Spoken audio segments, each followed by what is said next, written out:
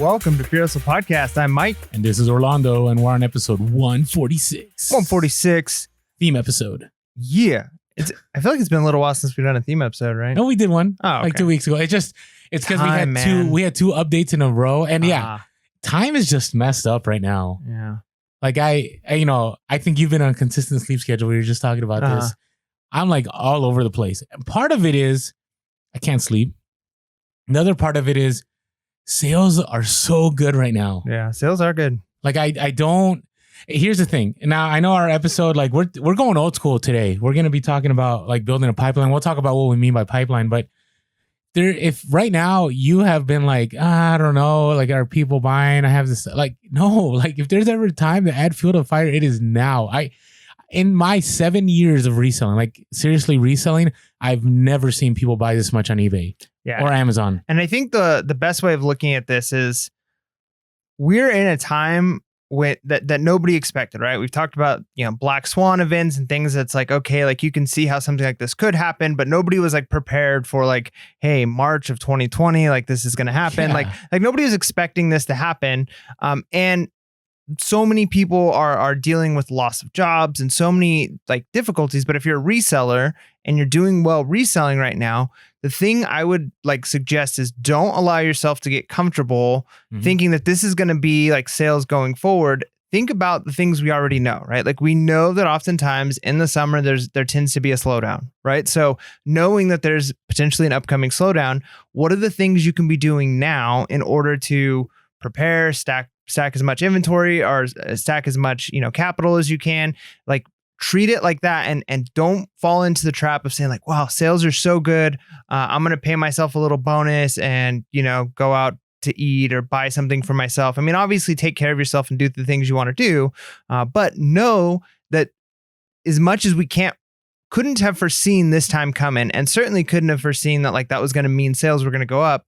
We can foresee that there's a good chance at some point in the future, whether it's the summer or another time, sales are going to go back down to normal or less than normal. So prepare now, use the time now to prepare for what's coming up. Agreed. And this is part of what this podcast is about. And not just podcast, but this episode. And so it's interesting because I was looking back in our archives, kind of weird to say that. So we actually had an episode about this very early on. And I feel like a lot of our recent episodes, like we hit a crescendo of, okay, we never talked about what's it like to be a full-time seller, right? Or what does it take? And then we had that episode and we were supposed to have a part 2 and we never had the part 2. And I think we didn't have the part 2 because everything went crazy. Like that was our last theme episode before the world we live in now existed. And so then we kind of, we pulled back a little bit and we said, you know what? We know there's going to be a lot of people right now, and we get messages all the time of people that have lost their jobs or have their hours cut or furloughed and they're trying to make ends meet, or they're trying to prepare themselves financially. And so we decided to produce some episodes that were like, hey, how do you start brand new as a seller, right? We had 2 parts to that. Then we talked about, how to source online and how to do this. And so this is kind of part of that. We move things around a little bit, and we really think, and we get DMs like this all the time on Instagram, and we've been getting on Facebook. Thank you, all of you that are on Facebook with us. I know we are not the best. Like the other day I went into our messages in Facebook. I haven't gone into our messages in Facebook in a while. So I am sorry. We did not mean to ignore you guys. It's just one of those things. I have my own Facebook, and so it only has that messages, right? So unless in messages I switch it, like I don't see them. So anyways, what I want to say is that a lot of you have been reaching out to us and telling us like, I never thought I'd see the day where I say, I'm thankful that I have death piles. Or I never thought I'd see the day where I'm thankful that I bought all this randomness. And it's kind of interesting because I don't think any of us did. Like, I don't think the stuff I'm selling right now, like, I'm like, why are people buying it? I don't know. And honestly, I don't care. I'm just glad that it's selling. So let's talk about that. But before we talk about, what we mean by building that pipeline, let's talk about some different models of reselling. Yeah, that's good. And here's one that, there's a lot that we talk about. We talked about fast nickel, slow dime. We've talked about all these different ways of doing a business and operating your inventory. And there's one that I'm starting to lean more and more towards as being potentially something that I see as the most efficient, however, not necessarily the most realistic, if that makes sense, right? Can you explain that out? So what I'm talking about is a model where you are kind of fast flipping, where you're picking up inventory and you're trying to move that inventory in as quick a time as possible, realistically. So whether that's you want to sell it within the month, you want to sell it within 3 months, but it's kind of the idea of you're buying inventory, you go out, you source, you have it, and you list it, and you list these items, and you might be willing to take a little bit less than you would take if you were to say, hey, if I were to wait 3 years on this teddy bear, I could probably make $50 on it. 3 years. You know, let's say 1 year. Well, yeah, okay, 1 to 3 years. Who knows, right? Like some items you have that are up that long. But let's just say, okay, maybe a year I can make $50 on this teddy bear. Or I can sell it in the next 90 days and I'll make $35, right? Like that's kind of the idea. Now, the numbers in every item is going to look different, but you're willing to say, look, I'm willing to part for this for a little bit less than I could potentially get waiting for the perfect moment in the market to sell it. But I'm going to have the space available quicker, and I'm going to have that $35 net profit that I can go buy something else, sell it within 90 days. And if you can do that, I mean, think about it. If it's at the 90-day mark, which hopefully you're selling it faster than that if you're following this model, but let's just say that's your average, you could sell 4 items the time it would take you to sell it one time, right? Getting the full price. So potentially you're making more money over the course of the year. Now, you did have to take pictures of 4 different items. You did have to pack and ship 4 different items as opposed to just one item. But you might have had twice the amount of profit over the year doing that work. So the reason I like this model is it allows you to reinvest capital quicker. And I'm a big fan of the phrase that money today is worth more than money tomorrow. And that's true for a couple of reasons. One of the biggest reasons is inflation, right? Like there's just inflation that happens. The value of a dollar is worth less, more significantly over long periods of time. But every day, the value of the dollar kind of goes down less and less compared to what it was in the next before. 3 months. Right. So it goes down over time. The value of the dollar is getting less and less. And the idea that you have that money that you can spend. Now, where I see is a big catch to this model of selling, which again, I think it's great. We know some people who sell like this. I would like to start doing more of my inventory this way. But the catch is, can you source quick enough, and do you have the time to list and sell these things? So if you're used to moving 100 items a month, like that are going out, that's what you're shipping and packing, and you switch to this model, and maybe that means you're packing and shipping 200 or 300 items. Do you have the capacity to ship that much? Do you have the capacity to get that amount of work done? And are you able to replenish that many items? Because sometimes, that's the battle we're facing is, are you able to source as fast as you can get out? And so you kind of got to find that sweet spot. And so maybe it is better to go a little bit slower. What are some other models of selling? Or do you have anything you want to add on that one? I wanted to add a little bit. So it's kind of, the fast flip, there isn't a problem with it. Like all these models we're presenting, they all have their wins, and they all have kind of like the things that you're going to have to adjust and be willing to, kind of deal with. Right. And so, when we had Mark Meyer on, he had talked about like how after a certain amount of time, he drops down a certain percentage. Right. So there's that model, right? That's the fast flip model. Like, hey, if things haven't moved in a week or two, I'm going to drop it down a percentage. I'm going to drop my price until eventually I get it to a sweet price that it'll buy, right? Or it'll sell. Or you just put it on auction and you just try to move it, right? Because you're just trying to make space and you're trying to recoup that money and reinvest, right? There's that way of doing it. There's other people I know that they just run. There's still people out there that just run auctions all the time. So they'll do a huge bulk buy and they'll put everything on auction like right away. And their goal is like within the week to have everything sold. And then if it doesn't sell on auction at a certain price, they'll drop that price and they'll put it on auction again. And they'll just keep doing that till they clean out their inventory. The side to that's tough is the inventory part, right? So we know some people that when this all happened, right? When, I don't know if we want to call it the crash, but whatever it was, right? When we had that moment where it was like, boom, like no one's going anywhere. Thrift stores are closed. A lot of wholesale distributors closed. A lot of, stores closed. The opportunity to source was not there. A lot of people are like, we don't know what we're going to do. Like we have no inventory. We sell out everything that we have within the month. And so we don't know what we're going to make, next month because we have no inventory. We have no way to gauge it, right? So that's the other part. The other part of it And this is one of the reasons I personally don't go with this model is I feel like you're always like on this wheel. Like you're just going. Like you have to, hey, I need to source 200 items tomorrow or else I'm not going to have inventory to sell by next week, right? So you're always feeling like this pressure to constantly source a certain amount, to which there's nothing wrong in that. If you have goals and you're able to make it, go for it. But that's the other side of it, is that you always have to have a reliable source of inventory, right? So there is no team death pile. There is no inventory reserves. It's like, hey, I'm going to source this every single time and I better make sure I'm able to recoup this. So you have some people like Cindy, Amazing Taste. They're phenomenal now. They had to switch a little bit and they've been doing a phenomenal job on Amazon right now, and they adapted. I mean, part of this is adapting, but she had talked about on when we interviewed her that she sells through everything, right? Her sell through rate was like incredible, probably the best I've seen. I'm sure there's others, but Cindy, they do a great job, Cindy and Matt. So there's two sides to each of these, right? And you got to decide which model works for you. Now, yeah, let me just add to that real quick. I like the idea, and there's probably more layers to this that I'm not really addressing, but I think a basic way of thinking about it is you've got three types of assets as an entrepreneur doing this type of reselling, right?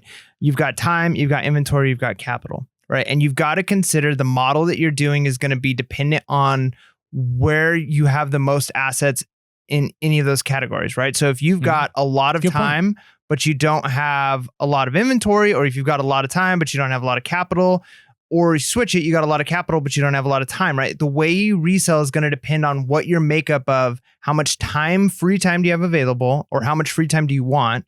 How much capital do you have available, or how fast you need to replenish that capital? And do you have a way of getting more inventory? Do you have inventory? And so you're kind of balancing those three out. And so what's going to work for you is going to depend on which you have the most of. We talked about that even with being a new reseller. When you're a new reseller, a lot of times you have more time than you have inventory.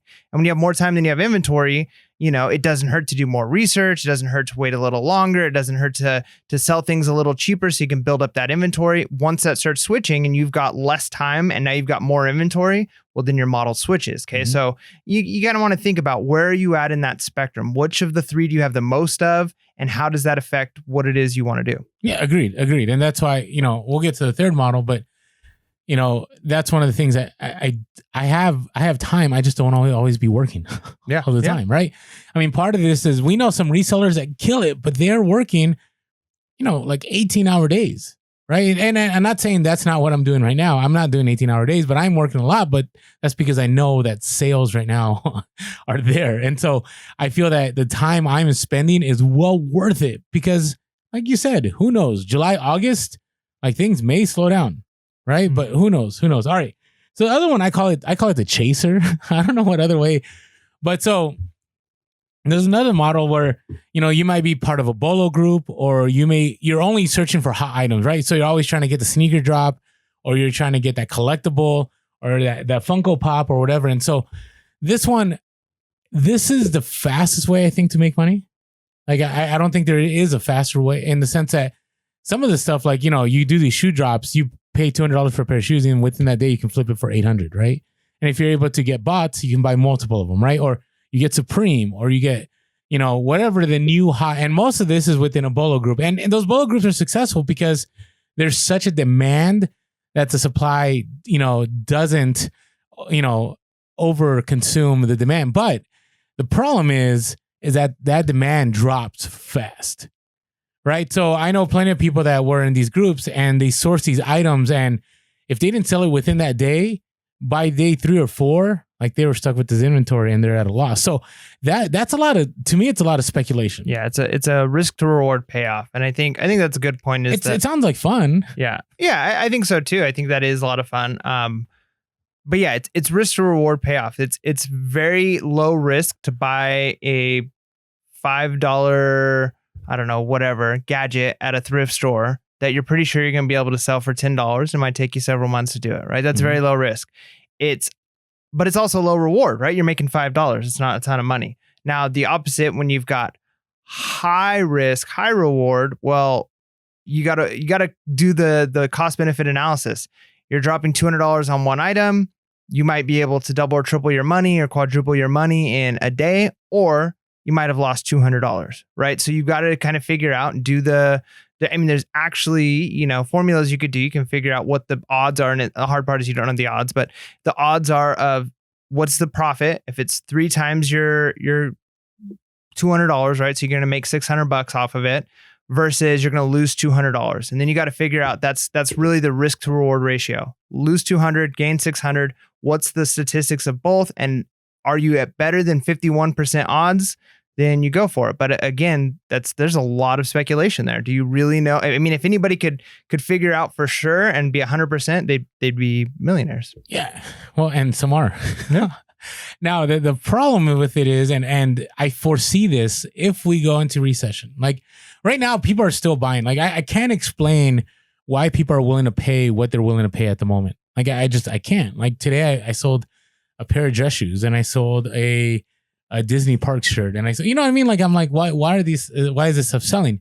But if we really, let's say 6 months, right? Recession takes about 6 months. We're in month 2 maybe of the economic downturn, right? We still haven't felt the effects. Like you personally, if you were furloughed or laid off or your business, you had to shut it down. Like you personally felt the effects, but as the economy really doesn't feel it, and we're not economists, by the way, but going through 2008 and as a study, somebody who studies history, you don't feel the effects of recession till later on, right? Till people stop paying mortgages, till people stop buying certain things. And so, even right now, there's a lot of people that are killing it, making money like on selling certain collectibles. Now, it's very possible that market continues. There's always buyers for certain markets, but the pool is going to get smaller, right? If the economy goes that way. If we rebound, whatever I'm saying right now doesn't matter, right? But if we don't, and things really get bad, right? What are we at? 30 million unemployment right now? Yeah, it's definitely high. And again, this is kind of unprecedented because it's kind of a forced thing. Like how many of these businesses are going to start right back up as soon as, certain states open up? How many of these are going to take a hit? So we really don't know. But yeah, the unemployment right now is really bad and indicates that things could get really bad. Again, that's why we talk about, right now, if this is, reselling a lot of ways is like a feast or famine thing. And a lot of times if you're doing it well, you've always just kind of picnicking, right? Like you're not, maybe you're feasting sometimes, but like if you're doing it well, you're not doing the high risk thing where you're making tons of money, but then sometimes you're losing tons of money. You're always just doing okay. But in seasons like this, you're going to be feast or famine. And right now we're in potentially a feast season. Like tons of people are buying, but you kind of got to prepare for, all right, is there a famine coming? We already know summer slowdown. And if we're looking at summer slowdown along with just people being uncertain, because that even regardless of what the economy ends up doing, just uncertainty in people's minds is going to cause issues. Spending is going to drop, things like that. And so how do we prepare now to make sure that in the future, we're able to still make money or be in a place where you can make it through the next few months? Because maybe now's the time where you're stacking cash so that way you can get through some times where it's a little bit slower. Yeah. And again, the other side of that is there's going to be plenty of opportunity, right? Yep. So everybody that we've talked to that has gone through recession or built their businesses during the recession has said the opportunities during a recession are just out of this world as far as like how much inventory you can buy, how much you can build and so on. So just all these things you need to take in consideration because you've always, I don't know how the quote goes, but when there's an economic downturn, and usually the first to starve, like people always say, are artists, right? And that's just the quote. I'm not pointing out to anybody, right? Because people aren't looking for those luxury items. And so again, this is why we're sharing this podcast right now. It's because, part of it is I want to make sure that the inventory that we're all sourcing isn't stuff that we're going to be sourcing now. And then later on, we're going to be like, okay, like no one's buying this anymore. Right. So let's get to the third one. Now, I call it the pipeline. And the only reason I call it the pipeline is because it is the word that is used within the reselling community. And actually, shout out to Scavenger Life. Now, I don't know if they listen to us, but they are the OGs of podcast resellers. And, I learned a ton from them, right? They're one of the reasons I actually built my reselling the way I did. And they had always talked about like, hey, what is the key amount of inventory that you need to have consistent sales? And that's a question we get all the time. Like, hey, Orlando, I listed 3 items. It's not selling. Well, I'm kind of like, well, picture it. We shared this many times. You go into a store and there's 3 items and those 3 aren't the ones you're looking for. Well, you're not going to make that sale, right? The other part of it is you have a wide audience on eBay, right? So part of building this pipeline, and we'll talk about this, like what does a pipeline look like is, hey, part of it is having a variety.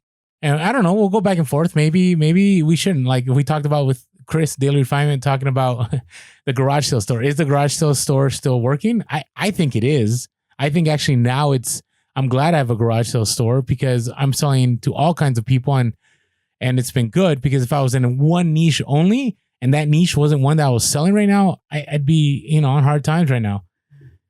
The other part of it is you always want to have that inventory to replenish constantly on and on and on. So talk to me a little bit. Like, do you kind of did this pipeline. I'm looking at all the inventory in front of us right now. You have all kinds of, like, let's say randomness, right? Do you think that was the right move, and how would you have tweaked it? All right, so you're just asking about the types of items I bought? Yeah, like, okay, so was building a pipeline, was it, if you could do it, and we kind of had an episode like this again, but would you have a wide variety of, would you have narrowed down to like a few? Yeah, I still think I would go wide. I feel like you got to go wide in a lot of areas and then deep in a few, I think is kind of the best way of doing it because just like look at a stock portfolio, right? Like a good stock portfolio is made up of a little bit of all different types of industry. You got some technology, you've got some medical, you've got some agricultural, you've got some, right? Like there's all of these different, some food, some real estate, because different things are going to go up and down in different waves, right? And so maybe if you're really, really specialized and like you've got really great connections for vintage video games and you can always just get as many of them as you want and they're always selling well, maybe you don't have to worry about going wide. But for the average person who doesn't have like the great connection for a single type of item, it's good to be a little wide, right? So I sell shoes, I sell men's shoes and women's shoes. I sell clothing, I sell men's clothing, women's clothing, some formal wear, some informal wear, some hiking stuff, some fitness, athletic stuff. I sell toys. I sell board games. I sell, right? Like there's all different types of things. I sell some dishware. So the nice thing about that is depending on what's going on. I mean, there's been times where I'm glad I have certain stuffed animals for when a new Disney movie releases, right? And it's like, wow, like my stuffed animal sales on certain Disney items are going way up, right? So being wide is good because it kind of helps protect, it kind of hedges the bets against what's going on in society, different things. I mean, I had some Bulls stuff and it sold when the new documentary came out, right? Now, it could have been a long time before those sold, but because something came out that I wasn't even aware of, because I was kind of just a little wide in a lot of things, that really helped. Now, there were a lot of things that I bought that I probably, if I could go back, I wouldn't. I was just talking to my wife about when I could start sourcing again. I'm not going to source items that are not fun to, are easy to list unless there's just an incredible return on investment, right? Dealing with things that are just, they're going to sit around or they're a pain and you're not like, I mean, I'm disciplined enough where I'll list the things that I need to list. But if I know that I'm not going to list it for a couple of weeks and I'm just going to be miserable the whole time because I know it's just sitting there, it's not worth it. And so there are certain items that I've picked up that might be like, man, I made $5 on this item. And by the time I figure all that it took to take pictures, to list it, to ship it, wasn't really worth it. So I think I'd probably focus on items that had a little bit higher profit. I would say probably the $20, $30 range is where I would say the low end. But again, ROI is important. So if we're looking at like fast, if I knew I could sell 10 items a day and make $5 profit off each of them, hey, that's not too bad, right? Especially if they're easy to ship, right? Is it a CD? Is it a shirt that you just stick in a bubble wrapper and send it on its way, right? So I think it depends, but having a wide variety of inventory is nice because then again, it lets you know what you like to do, right? Like you can start to realize, hey, I don't like selling these things, but man, I really like selling these things. And so I would say having a variety has been very useful, but you start to learn too the things that are not worth it and you don't like to sell. Such an interesting point because that's what I'm supposed to be working on today. That was kind of our update. Like, so I don't know. Now maybe I'll start working on those electronics that I don't want to deal with. But so you bring about a good point because right now, like I'm looking at, just today, right? Today I sold a Harley shirt. I sold dress shoes. I sold the Disney shirt. I sold Dansko shoes. I sold some Playmobil. I sold a plush. I sold a hat. I sold, you know what I mean? It's the variety store. And at times like this, when especially, when there's only so many places that people can go, like you're the go-to, right? And people are willing to go. And what I find is, like you said, initially I bought, and we're going to talk about this, like how do you build this up? I bought all kinds of stuff, right? And I think it's important to have a variety of niches. Like I think unless, and we know some people that are really good. Like we know some people that do like radios really well. I know a guy that does knives really well. I know somebody that does video games really well. Like unless you really have a handle on things or you want to take the time to learn that. And again, there's multiple models, right? This is the model that we enjoy. This is my second year full-time reselling, and I've made it so far. And I really think this works. And the reason being is I have a large amount of inventory. So no matter how the economy goes up and down, no matter how the taste of the consumer changes, there's always something there for someone to buy. Yeah, and like let's just quickly define what we're saying when we say pipeline, because I don't know if we did a very good job of actually saying. Basically, what we're saying is have a big store, have a lot of inventory, so that way you've got basically, I think maybe reservoir is a good way of thinking about it. You've got a big water tower full of inventory that can just go at any point, right? So if you've got 5 items, maybe not going to be, you don't have a big enough pipeline. You don't have a big inventory. You don't have enough of a reservoir that will, people are looking for. So a good pipeline, what we're saying, and the number that you mentioned in previous episodes is like 500, right? Is like a good number depending on the model that you're selling. And depends on what you're selling too. Exactly. So maybe you're selling things. So for us, for kind of the garage sale store model where you just got a lot of everything, 500 seemed to be like a good magic number. Now, if you're selling very specific niches, maybe it's 50, right? Like maybe 50 items in your store and you're making sales every day because the type of inventory that you have. So it really just depends. When you're kind of just a hodgepodge, you imagine walking into a thrift store or a garage sale and that's what your inventory looks like. I think 500 is good. I mean, I was making daily sales or pretty close to daily sales at about 200, 300, but then you'd go a couple days with none. Once you get to 500, the nice thing is you're usually making multiple sales a day or at least a sale a day. And some days you have quite a bit, right? So like just this last weekend, we had like 12 sales in 2 days and it's good, right? Like I had enough things. And like Orlando was saying, because I've got a large inventory, my inventory isn't even that big. It's a little over 500, which... Congrats, by the way. Yeah, thank you. Which isn't huge, right? Like it's not like massive, but it works for the type of selling I'm doing. It works for the profit that I'm making off of each item. It allows me to do all the things that I wanted reselling to do plus some. So will I grow above 500? Yeah, I probably will. But I think my first goal is to start reducing the inventory that I have that's kind of meh, not the greatest, and so replace like D level and C level inventory with B and A level inventory. But yeah, you want to have those numbers. The higher numbers you have, not just variety, but the higher numbers, just total inventory that you have, you're going to have a much faster flowing pipeline of inventory going out and money coming in. Yeah, and the interesting thing is, you would think, so I'm going to expound more on that. So I still think 500, it may be 700. I don't know. I haven't been there in a while, but I remember thinking like, hey, when I get to 1,000, like it's going to double, right? And it didn't double, right? I would say once I got to 1,500, it doubled, right? But again, it's all on what you're sourcing. But I really, now that I've hit past 2,000, I find that 2,000 takes you to the next leap. Like, and again, it's so hard. This is all anecdotal. So, but in case you're trying to find a ballpark number, I think 2,000 is the next number where it's not like just multiple sales, it's like multiple upon multiple sales a day, right? And it's very rare right now. I mean, it's hard to gauge right now because right now things are like crazy, but it's very rare right now that I'll have only like 2 sales in a day. Like it's very rare. Now, last year when I had about 1,500, yeah, that would happen. And actually I would go like a day without a sale sometimes. Right. But then I started thinking about there's other sellers that have like 8,000 in their inventory. So I know that when they got to like 5,000 items in their inventory, things got better. But then like the 5 to like the 9,000, like there wasn't much change.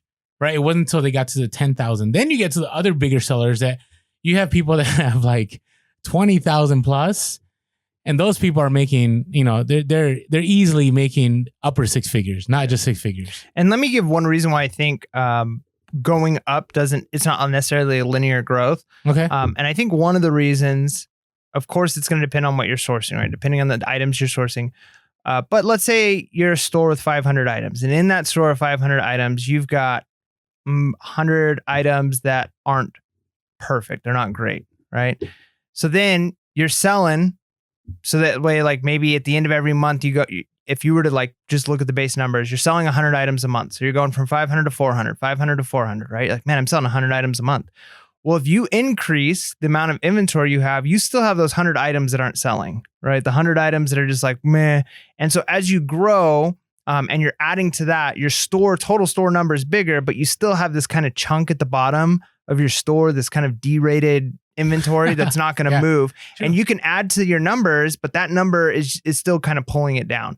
And so you're not going to quite double necessarily because you've maybe added to that number, and that number keeps coming with you. Which is one of the reasons I think. So again, part of the idea of the pipeline is to set it and forget it. Be willing to wait for the right amount of money, right? So if you've done your research and I should be able to get $30 for this shirt, I'm gonna list it. I'm gonna wait for somebody to buy it for $30, even if it takes 2, 3, 4 years, whatever. Maybe it's faster, maybe it's 6 months, but that's how much I want to get for it. That's kind of the idea behind this pipeline. Have the inventory, let it sit, but maybe it's worthwhile to occasionally go through and clear out the stuff that's just not worth it anymore. And so I kind of think about, you've got quantity in your store, how many items, but then there's going to be quality of your store too. And so you want to be adjusting both. As you're increasing your quantity, you got to make sure that you're also increasing quality. Otherwise, you're not going to see those exponential growths or those linear growth that you would like to see when it comes to increased sales. Oh, agreed. And we'll talk about that later. The longer you're doing this, the bigger your inventory, the more quality of inventory you should be sourcing, right? So things that you were sourcing in year 1, year 2, maybe you're sourcing some of those items, but you probably, 2 reasons, you've adapted to the market. And the other reason is you're recognizing that like some stuff wasn't just worth your time or it's not valuable anymore, right? And so you switch, right? So I think about like ties. Like I used to buy ties and sell ties all the time.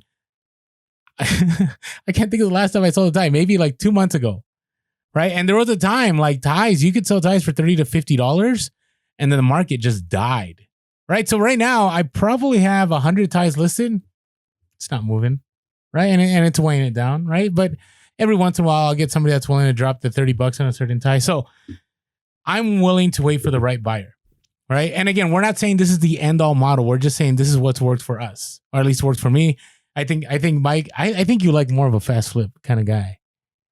I don't know. I didn't used to be. I used to be like, hey, I'll buy this for $5 and I'll sell it for $40 no matter how long it takes, because I know somebody eventually will buy it. Your best offer moments when it was like offer you 38 and you're like, nope. But I think I'm moving more. I mean, if you think about it, the fact that you're willing to take offers shows that even you're willing to move inventory. You're willing to get things. Mm-hmm. And so, I'm moving more and more towards maybe middle of the road and trying to get stuff that I know will sell quicker, or just sell it quicker, especially if time is available. Switch to that model where I'm shipping more, maybe making less per item that I'm shipping. But the end of the month, the total net revenue is higher than if I were to just sit on stuff, because as that money's coming in from sales, I'm sourcing more, I'm getting more items, inventory's going up. I think there's a good middle ground there. Like I like the Amazing Taste Store model. I think if you could do that, if you can get everything listed and get most of it sold and then get out there and do it again the next week, you potentially can be making insane amounts of money. Now, again, you got to find that balance of, is this too much work? Even if I'm making the money, because somebody could say, I'll give you $1 million a year, but if the amount of work they're giving you is miserable and you can't do it, well, then don't do it, right? Yeah, and I like what you said. I mean, it's true. Like I have adapted, I have adjusted, right? And as a result of this, I've adjusted. Part of it is I really 100%, and people all the time like give me flack for this, but I believe the algorithm likes conversion. Like they want to see sales. So I'm willing to not get that, $100 in an item and get the, $60 in an item if things have been kind of slow, because I'm like, hey, in the long run, I'm going to sell 5 more items later that day and they're going to sell at a higher price. So it's going to be worth it to me where, I hold out, I don't get that sale. And then later on, those other sales don't happen. Like consistently, I find that it's strange. Even right now, I'm finding that from about 4 in the morning, like 3:30 in the morning. And again, this is all anecdotal. From 3:30 in the morning till like 1 p.m., like that is the sweet spot right now for me for eBay. Like I get all kinds of sales. And then I'll get like 2 or 3 that trickle in, like around 3 that I have to pack up and drop off at the post office. And then it just dies. And then I'll get some later ones at 9 or 10. But I think those that all show up in the morning, it's that maybe people are, they're awake, they're alert, they're on their phones, whatever. But, I was willing to take those few sales in the morning that I was kind of like, and then boom, more sales, more sales, more sales, more sales. Now, I will 100% agree. I do believe that in mathematically, the fast flip can make you more money over time, right? It like faster. Like I think you can make the same amount of money on both ends. It just, the time, it'll just take you more time. You think I'm off on that? A little off, just because if you're thinking about ROI, right? Like let us know in the comments. What are your thoughts? Well, but let's just say like if you could get 100% ROI on an item versus 50% ROI on an item, right?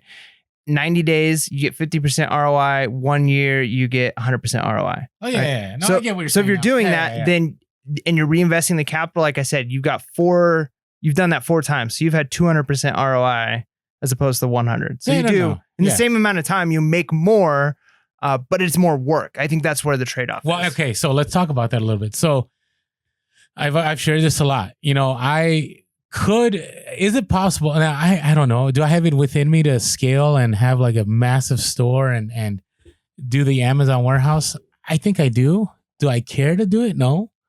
Because I enjoy the ability. Like this summer, I'm going to travel, right? And you're traveling a little bit too, right? So there's going to be a week where I might be sourcing, but I'm not going to be listing. I'm not going to be shipping, but I'm going to have a large enough inventory that I'm not worried about that. You know what really makes me sad right now is there was a time where you could do this with Amazon. Like before all the inventory storage fee hits, before the long-term storage fee, there was a time that having a quote unquote pipeline on Amazon worked. That died like I want to say 2-3 years ago. And then I would say in this last year, it really died. So if you're listening and you're thinking about applying this to Amazon, I would not apply to Amazon. Amazon is fast flip 100% all the time. I even, some people talk about like on Amazon, like you source. And so you're either the first one in or the last one to get out. Usually when you're the last one to get out, by the time the fees hit and everything, you're the last one to lose. Like I really, that's just my personal opinion. And or maybe you could say you're the biggest loser. Oh yeah. And again, I just say that because I've lost a lot doing that. Right. I've learned right now that the moment it's going to sell is the moment I need to sell out on Amazon. Now on eBay, I am waiting for the right buyer for 2 reasons. One is I know the value of the item and I know it's going to sell over time. So for instance, I had a guy the other day haggle me about a hat that I paid $5. I knew the hat was worth $80 to $100. And the guy's like, oh, this hat's all distorted and you didn't store it right. And, I'd give you your 80, but I can only give you 25. Well, I'm like, okay, well, that's too bad. Like you don't understand the value of this item, or you're a reseller that's trying to terribly negotiate with me on this hat. And then, within a day or 2, I had somebody offer me 60 and that was good enough, right? And again, Orlando adapting, I took 60 instead of the 80, the 100 that I thought it was worth because I could reinvest that money.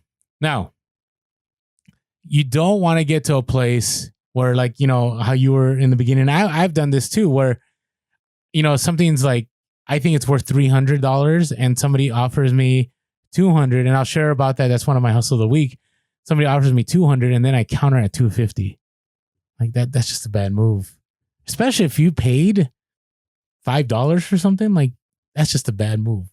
Right? So you want to wait for the right buyer, but you want to be careful that you're not hoarding the inventory instead of selling the inventory, right? So I'm a big believer that the advantage of having the pipeline is that it gives you the opportunity to drop whatever you're doing and not do things for a few days and you're still going to get sales, right? It gives you the ability to not work as much because I share this a lot. Like on Instagram, you'll see a lot of people that have like 40 packages going out Monday.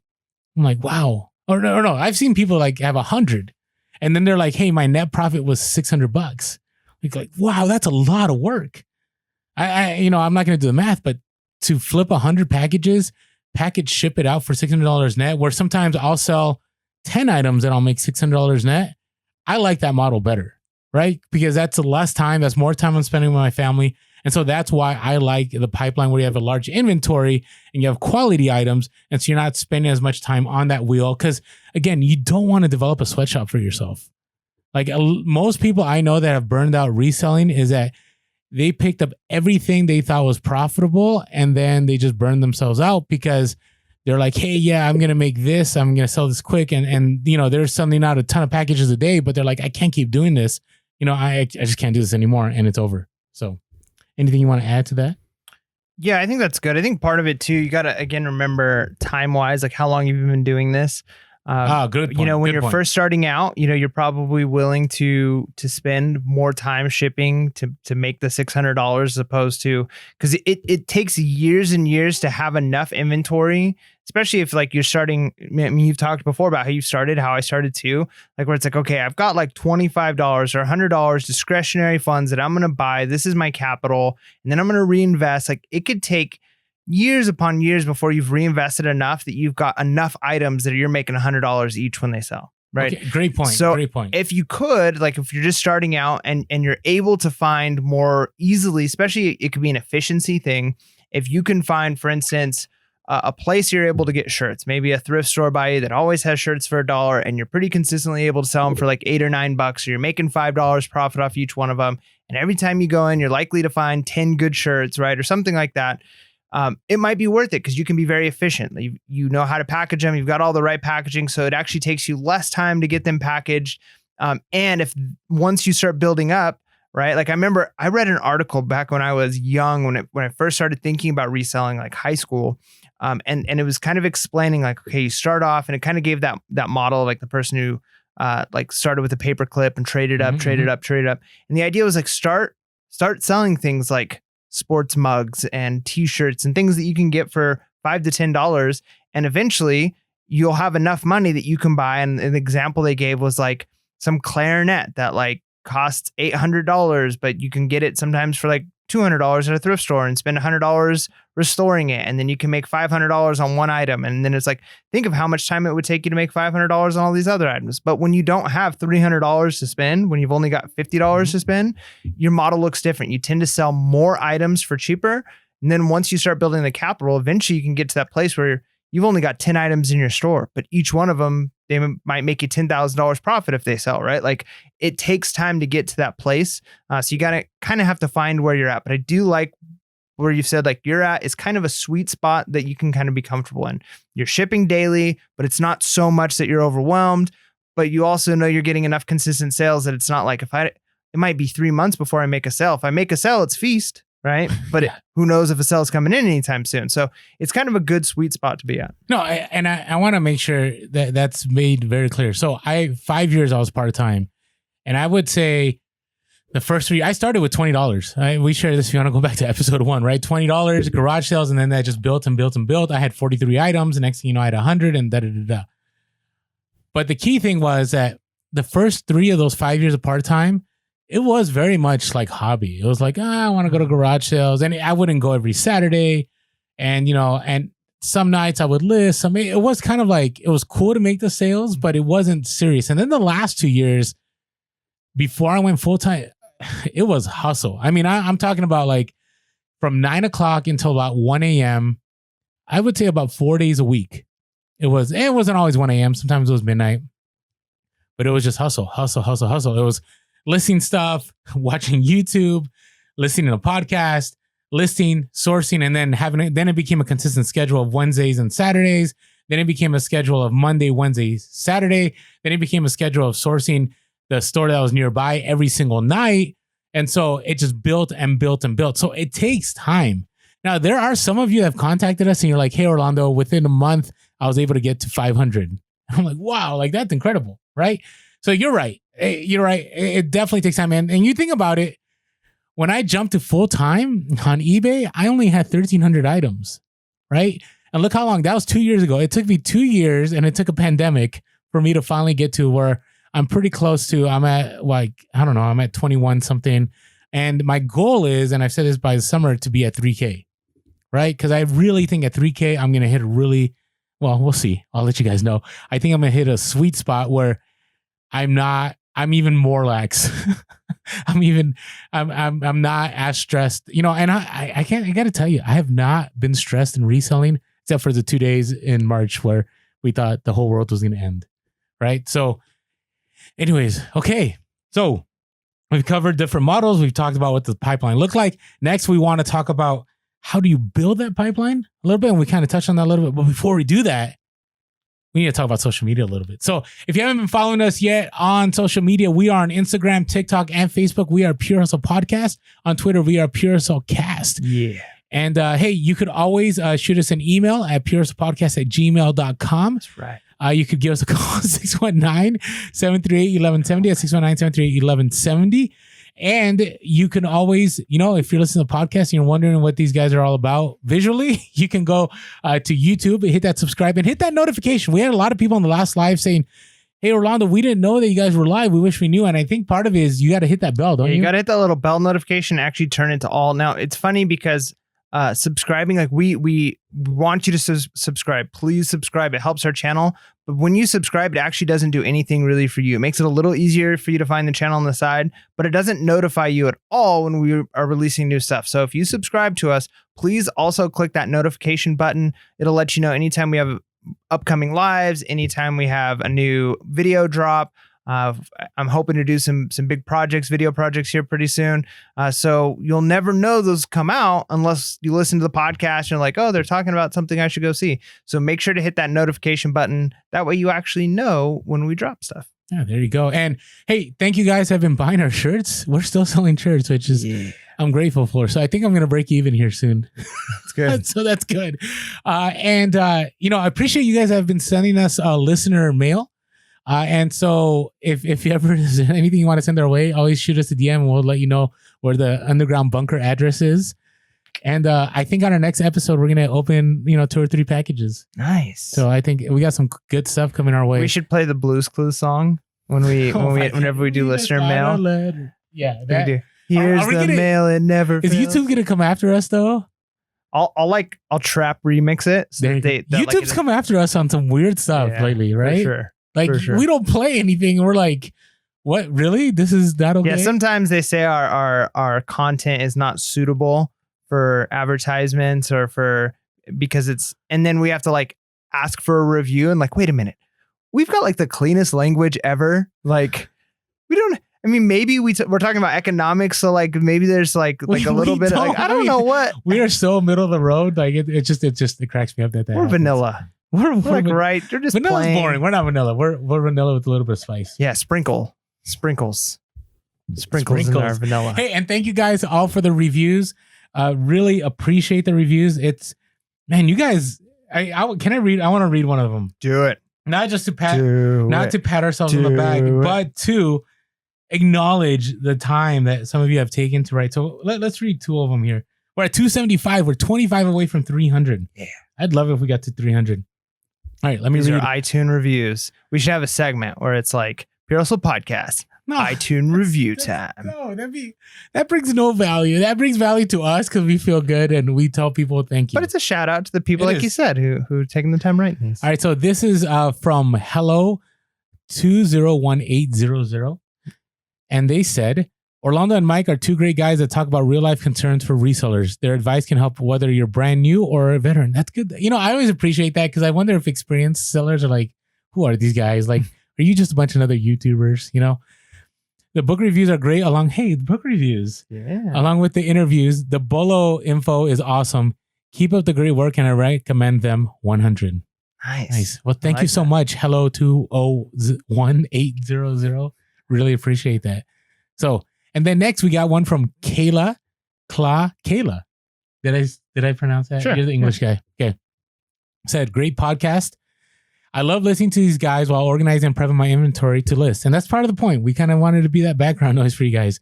They have great chemistry and bring a lot of value to the reselling community. I love the variety of topics they discuss, interviews, book reviews, everyday life as a reseller, and life in general. Whether you have been in the game for a while or just starting out, this is a great resource for motivation and encouragement. Thanks for keeping it real, guys. Yeah. Thank you, Kayla.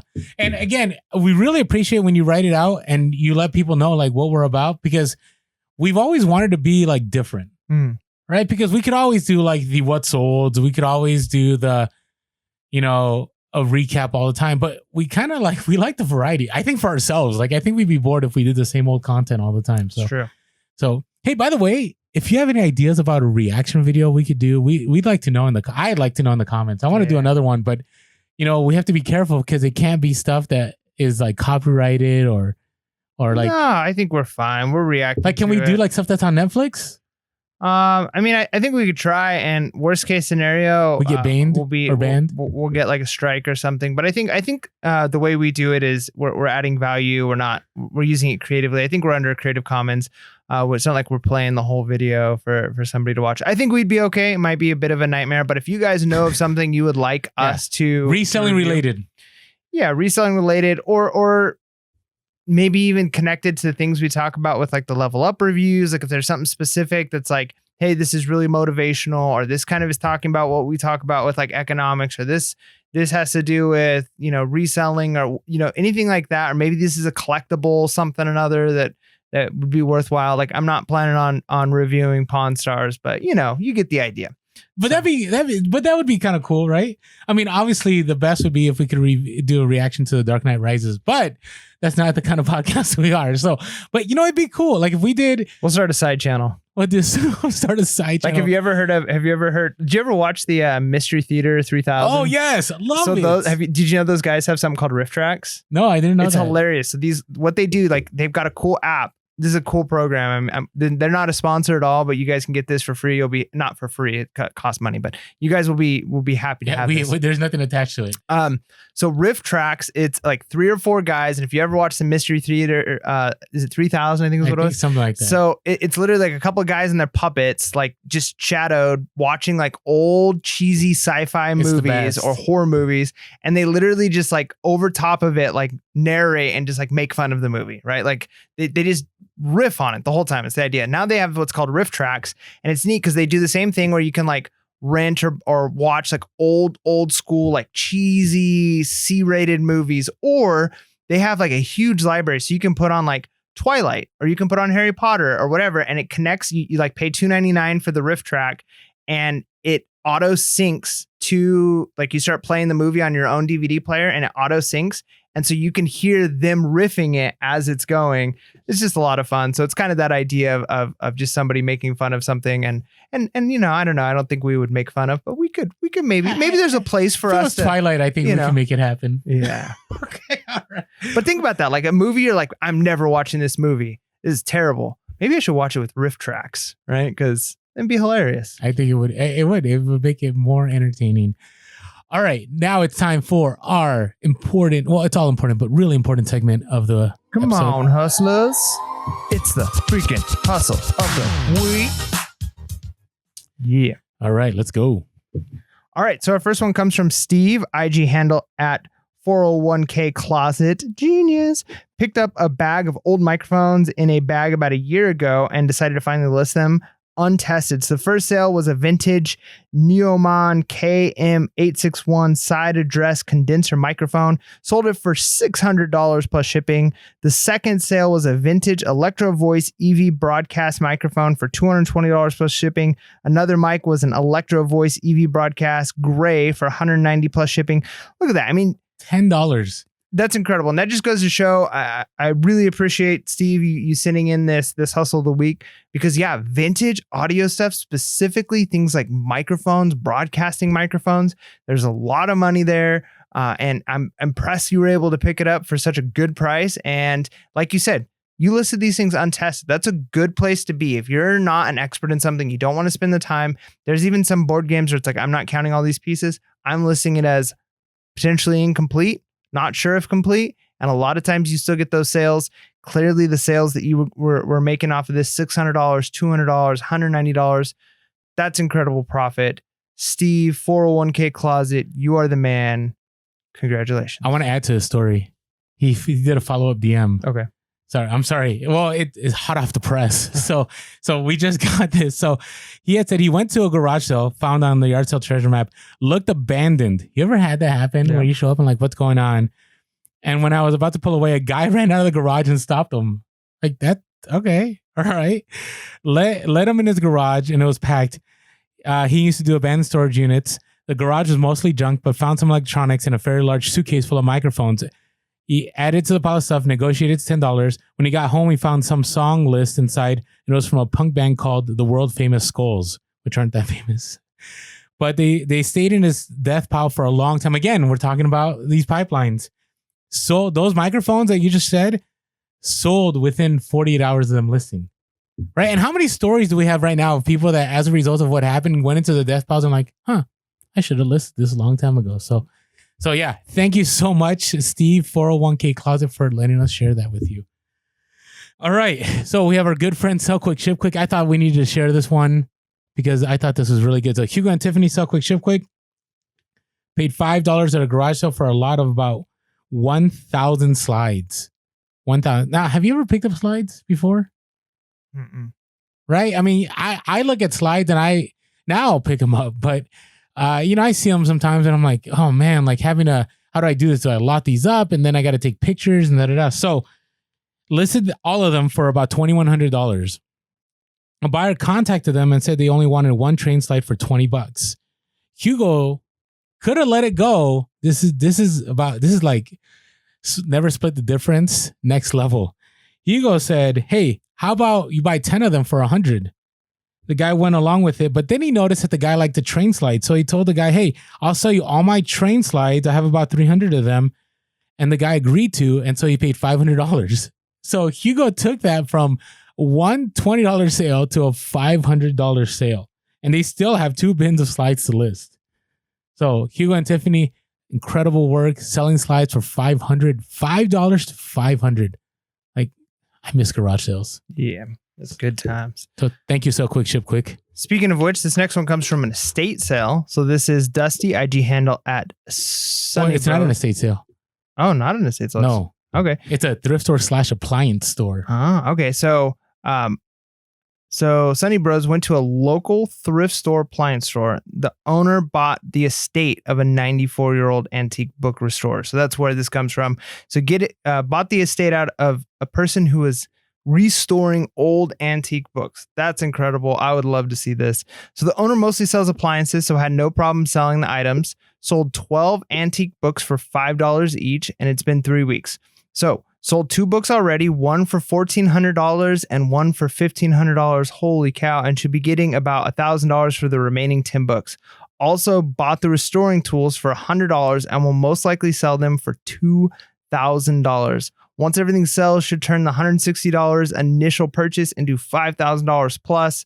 And some of the books sold were The Federalist by Alexander Hamilton, handwritten English, ship logs from 1774 to 1777, docked in Staten Island Harbor on July 4th, 1776. That's crazy. That's like Pawn Stars. I don't know if I could sell that. Yeah, I know. Crazy thing is these books made their way to a rural part of the South. You just never know. Like sometimes like you can get kind of boxed into thinking like, hey, like where I live, like you might find surfboards, but you're not going to find like mountain climbing gear, right? Like you never know what you're going to find because stuff travels and there's stories behind a lot of things. And you never know when you're going to an estate sale or a thrift store, if somebody grew up working on certain things and so they've got all these old books or old antiques from an era that's just long gone, one of a kind things. You know, when you can turn $160 into $5,000 profit plus just the story to be able to hold that and look at that. I mean, that would have been a dream come true. So Dusty, IG handle at Sunny Bros. Good job. Right on. I wish I could have seen them.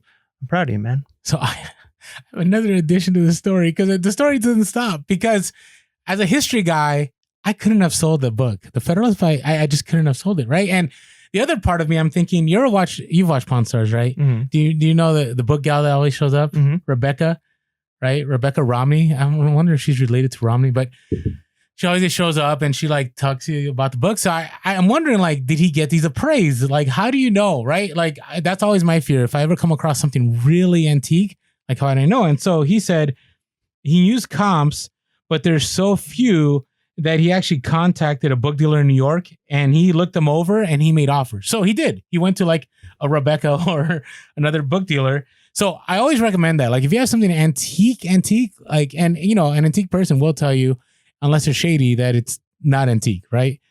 And then he also went to a Facebook group and about antique books, and that he was sent to by this book dealer, and they verified that, and they actually sent him offers that, you know, he was selling at the right price. So we've talked about this, and we haven't done a lot of work with Facebook groups, but they're a great resource, right? And the other thing is, it's okay if you sell something to another person that has more knowledge about something that will sell it for more. Like, sometimes it's okay to move on inventory and just take that money and cash flow it. So great jobs, Dusty at Sunny Bros. Yeah. So, all right, about your hustle of the week. All right. So in addition to, which I think next time we do an update episode, I'll go into more detail about the story behind the trailer, which that I would say is a huge hustle for me. But a fun sell I had this week. Before all of this happened, I went to, in the before times, we'll call it. So in the before times, I went to a thrift store and I picked up, I don't typically go to the t-shirt section just because, I don't know, it just hasn't been an area I've been very successful in, but I've decided, you know what? I hear so many people talking about like old vintage 90s shirts and band shirts and stuff. I might as well go look. And so I found a really cool Thundercats t-shirt, Nice. like vintage.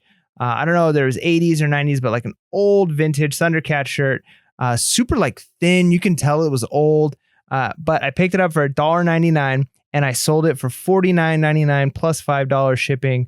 And you know, it was cool to have for a little bit. And then it's just cool to be able to know that I can turn $2 into $50, right? So easy to take pictures of, easy to ship, cheap shipping, win, win, win. Nice.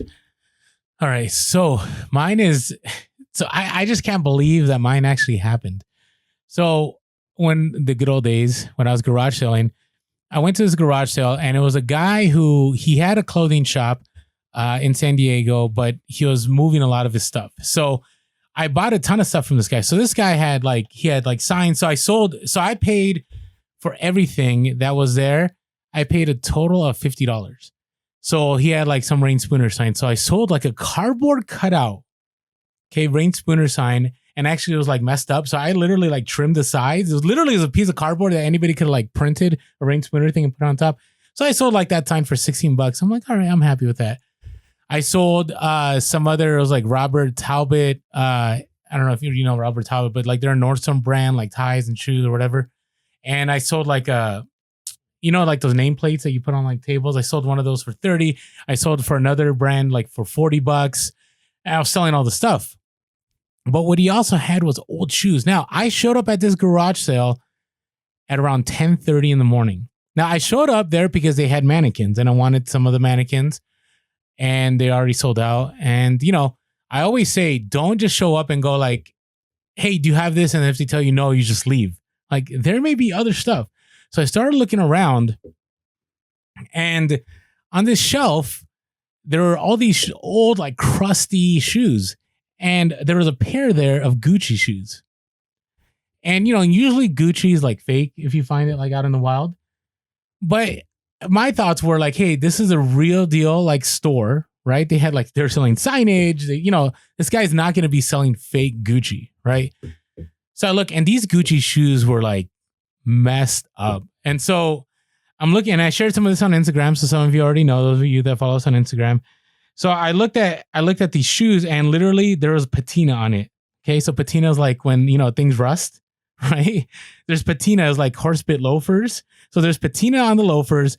There's all kinds of scuffs. And these were a white pair of shoes that were just like, they were beat, man. Like they were messed up. And so I'm looking at all these, at all these flaws in it, but I'm like, these are Gucci shoes. Like, and they're vintage, right? And so even one of the tags was all, these shoes were a mess. But I'm like, $5? Yeah, I'll buy them for $5, see what happens. I buy $5. I look at comps and people were selling like these Gucci shoes for like 100. Some had sold for 80, for 60. But mine, they had patina. So I'm like, I'm going to list these for more because these look like museum quality kind of Gucci shoes. Right. And again, this is Orlando and his crazy thinking of listing high. So I listed them at, I'm trying to look at exactly. I think I listed them. I can't see. I listed them at about $400. Right. And I shared this before because before everything hit, somebody had offered me $250. No, yeah, $250. And I'm like, nah. And I didn't take it. I countered. Never heard from them again. So after, the pandemic starts and everything, 2 weeks later, somebody offers me $120, right? I only paid $5. And I'm like, I don't know, maybe I should just offload. Maybe I'm thinking too high. But I was just like, no, 120. And here's the message. I wanted to share this. I thought it was hilarious. They said, these are biggity beat, man. I just want Gucci loafers. I'm a grocery store worker, dog. Can I squeeze you with cheap emotions? I'm like, what? So I don't know. Maybe if you approached me differently, I would have been all good. And I'm like, no, I countered. I'm like, hey, man, people have offered me up to $250. I'll take above $250. And, I never heard from them again. The next day, somebody offers me, I get like this $300 offer show up on my phone, right? I'm like, what is this? What is $300? And yeah, this guy offered me $300 and he was happy to pay the $300 on it. And then after I accepted, he messages me and says, you have no idea how long I've been looking for this pair of loafers, right? You never know, waiting for the right buyer. Thank you. Where did you find them? So I told, I said, hey, there's a guy that had the store. And, I told him like, I'm pretty sure he has no more inventory because I really, when I was at this garage, so I pressed him. I said, hey, is there anything else? Like he had this huge collection of vintage buttons and all this stuff. But no, he everything he wanted to sell, he already sold. So I'm messaging the guy. And so $300, no problem. I always say this, the high dollar sales are probably never an issue. Like never an issue. And these were beat, man. The guy that messaged me the first time, these were beat.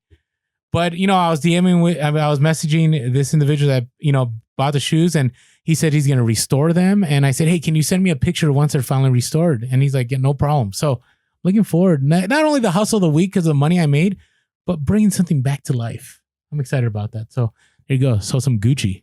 Nice. I like it. So there we go. All right. So thank you all of you for sharing your hustle of the week. All right. So let's get to our how to build this pipeline. Let's do it. So the first thing I put here, I think it goes against what we said, but I said begin sourcing whatever you find profitable. No, I don't think that goes against it all because this is building a pipeline to start with. So this is assuming you don't have a large pipeline, you don't have a very, very big reservoir of inventory that you're ready to just put out on the market, right? So when you don't, you've got to shop for anything that's got profit, even if the profit isn't huge. I remember I took a friend of mine to a couple thrift stores, right? And at this point, I'm showing him like, look, I've sold this thing and it cost me $5 and I sold it for $100 and I bought this thing. And so I'm showing him these to try and get him hooked into reselling. And then we go to a thrift store and we're looking at stuff and he's like, man, I can't find anything. And so I see something on the shelf and I look it up. I'm like, hey, like you could make $9 if you sold this, right? And he's like, yeah, but like I'm hoping to get like, the $100 sales. And I'm like, look, man, like start off, like get a whole bunch of things that you can make $9 to $10 on. And then eventually you'll find those big things. And as those small stuff sell, you've got more and more capital and you'll have started to slowly build the higher quality items. So yeah, I think when you're starting, you just got to find what has profit. Because when you're starting, like I said, you have more space and time than you have inventory to deal with or capital that you can go out and buy tons of inventory. So be willing to pick up anything that has profit. I mean, obviously don't shoot yourself in the foot by picking up something that's going to make you $5, but it's going to take you hours to deal with. Mm-hmm. But if you're making $10 to $15 an hour when you're first starting off, that's not bad because that's like the training phase. You kind of got to think of this building. I almost look at like when you get a new job, oftentimes there's like a probationary period where you're getting paid a little bit less and you're kind of going into training. And it's like for the first 6 months, you make this amount of money and you're learning this, and this, and you're under this person. And then after that, you become whatever position and now you're making the full salary, right? Mm-hmm. So you kind of got to look at when you're first starting reselling, like it's kind of a training period. And so it's okay to make less per hour as you're building experience. Because should you be making as much per hour as somebody who's been reselling and researching for years and years and years? Probably not, because you don't have that experience yet. Yeah. And the other reason I put that there is it'll give you a good idea of what you enjoy selling. Right. And so then you're willing to spend the time. Right. So initially you're like, hey, I want to pick up what's profitable. But over time, you will go, okay, I like this niche and I like this and I like this and I like this, but I'm not going to pick this up anymore. Right. So if you're going to build that pipeline of inventory, right, I would say over time, you have to narrow that, like the pipeline, whatever we want to call it, right? Because if you're doing listen and forget it, right, that's what we're calling it. You know, you just listen once, you're not looking at it again. You want to find stuff, number one, that you're okay sourcing, right? Number two, you want to find stuff that you find is profitable. And number three, stuff that you don't mind shipping, right? So kind of all those elements have to be there. And then, you know, you may, as you're sourcing, you may have thought you like to source a certain item, and then you're like, no, I don't care for this. And then you source something that you never thought you'd care for. And now you're like, you know what? I don't mind sourcing those kind of things, right? That's not too bad. There's some people that like use electronics and they like spending the time and it's relaxing. And so they're able to, benefit both ways. They spend some, a quality time, I guess, with the electronic, and then they make profit. So they get to enjoy and they get to learn on a certain niche. There's other people like me. I like vintage apparel. So I love coming across old like starter stuff. I also like belt buckles. I think every belt buckle has a story, along with like Harley shirts. I like that kind of stuff, right? So over time, you develop those niches, and then you can build that pipeline that's filled with several of those niches. And you also understand that, certain niches, regardless of the environment, still sell. Right. But the only way you know that is by going wide in the beginning. Now, if you disagree with this, let us know. I'd love to know. Maybe some of you are going to say, Orlando, I sourced a ton of junk and I wish I never had that advice in the beginning. Yeah. Well, I mean, you shouldn't be sourcing junk. I agree. It's But profitable but they may think it's junk because after a while they're like, yeah, I didn't care for any of this stuff. I just picked it up because it was going to make me money. Yeah. Right. And then it might not have been junk, but it's junk to you because you really don't care for it. Yeah. But I mean, again, that's only probably because the profit is low enough, because the profit's high enough. It's not going to matter what it is, right? Like I'll sell something that I'm very uninterested in, if the profit's there. Yeah. And it's easy, right? So again, it kind of comes down to what's the profit margin and is it worth it? Because a lot of the stuff that I have that I would consider junk is because perspective has changed. Perspective has changed as far as $5 to $10 profit an item just isn't always worth it anymore, based off of the velocity that I can sell these things, right? It's a slow sell. It's not the easiest thing to ship. Now, if it's $5 to $10 per item, let's say it was like sticks of lipstick, right? And if I could be getting boxes of them every single month and they were selling really quick and I was making $5 to $10 each, that'd be a dream. I'd love to do that. So it kind of comes down to the amount of work and time and energy. So as your perspective change, what you think of as junk will change.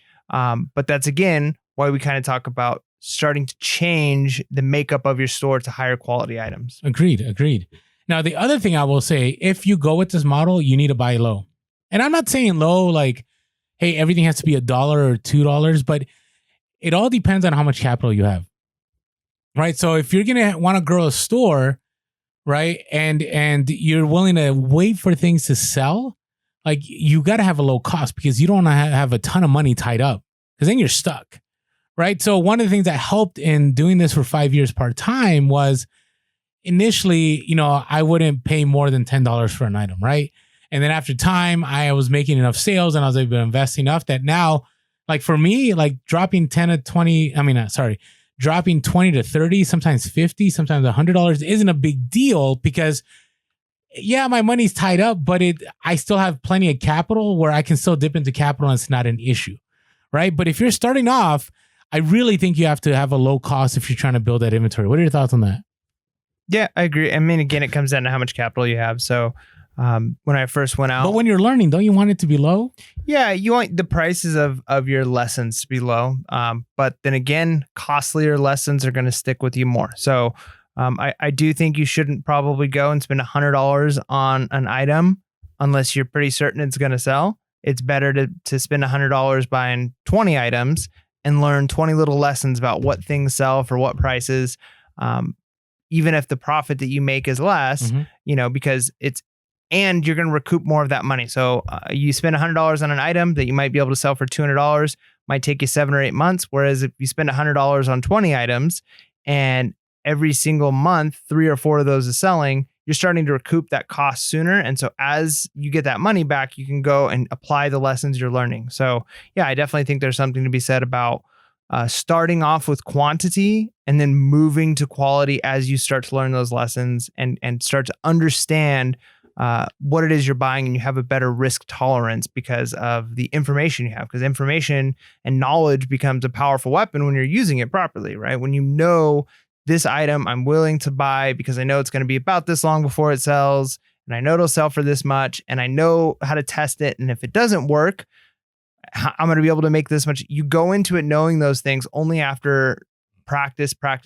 I wouldn't recommend somebody dropping all of their money at a thrift store on a used gaming console if they haven't already learned how those move. How do you fix them? What happens if you have to piece it out? Like, until you know those things, don't spend all your capital on it. Oh, agreed. I mean, I give you an example, like with Harley jackets. So I have some Harley jackets that I dropped, $50 on, and they've been sitting in my store for like 2 years. I know they'll sell for $400 to $500, but I'm okay with that, right? Because I still have the capital where, 5 years ago, I wouldn't pay more than $20, right, on a Harley jacket. So you understand the value of things. The other part is that, if you use this model of listen and forget it, right, that, it's okay for you to spend $1 knowing that it's going to sit for 4 years. And when it accumulates fees or even let's say you spend $10, right, that even if you sell it 4 years from now, no matter how many fees get pushed on that from insertion fees and, the real estate it takes in your storage unit, like in the end, it's still going to be very profitable for you, right? So that's why I say low cost, because in the end, you want us to be able to make money. This is why sometimes, I get a hard time on social media. Like I'll sell something that I had for 5 years, but I still made a $30 profit. Why? Because I only spent $5 on the item. So what did it cost me? Well, it cost me maybe, $5 in listing fees. And it cost me maybe, if you want to calculate it down to the cubic measurement of my storage unit, how much space, another $5. But in the end, it was so profitable because my cost was low, right? So that's why I say keep your costs low. And, as you build, that's our next part here is then you want to make sure you're building with quality items, right? Because you don't, there's a reason why, things are death piles sometimes, because you may have picked up items and you're like, why am I going to put in this work for something that I'm only going to make $10 on? Right? Or $15 on. Because for me, like right now, somebody had asked me, what is your net profit? And for me, I like making at least $30 net on everything I sell. Doesn't always happen. I do have items that I'll make $5 net, but overall, I love making that $30 plus because it is worth my time, right? So if I'm listing something, right, usually it'll take me, sourcing, that's a hard one to calculate, but let's say it takes me a minute to source, right? Like I'm looking through racks, or I'm at a garage sale, or I'm at a wholesale place, and then listing it, taking the pictures and everything, it takes me another 5 to 10 minutes, right? And then packing and shipping takes another 5 to 10 minutes. So let's say it's a half hour. So if half an hour, I can make $30, and this is at the very extreme, right? This is like my high tolerance level. Like that's not too bad. That's like $60 an hour. And I'm okay with that, right? I mean, I do like the $100, $200, $300, $400 an hour when you get into lawyer money, when you sell bigger items. But this is why you want to have quality items, because as you have the larger inventory, it's worth your time. Yeah. And this is where I would say, where I kind of feel with like the list it and forget it might be a bit of an issue, is as you start to realize as your quality goes up, because I feel like you have a trade-off, and you first start, you're trying to get your first 100 items.